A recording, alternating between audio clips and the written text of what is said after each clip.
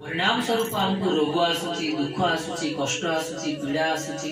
तो ये सब भगवान कर कोप नुहे, एटा होची सब हम कर्मर फल।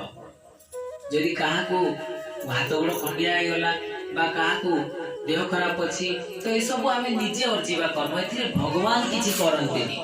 भगवान केतेबेले हमको सहाय्य करन्ति ना, जदि आमे तांकर शरण रे रहिबा ताले से कृपा करन्ति। बड़ विपत्ति को से छोट विपत्ति रे परिवर्तन कर दैथान्ति। किंतु भगवान केबे भी निर्दय निष्ठुर केबे भी न थान्ति। जेहेतु ए सब हमर कर्मर फल ताको हमको भोग करिया को पड़िबो ही पड़िबो। बहुत कथा अछि कर्म फलर रहस्य। जेतेबेले मनुष्य को सुख मिले सेतेबेले से भूली जाए। वर्षा होची आमे कोन करबा, घरे आराम की बसिबा। तापरे काठ सब बाहर ओदा हे जिवो।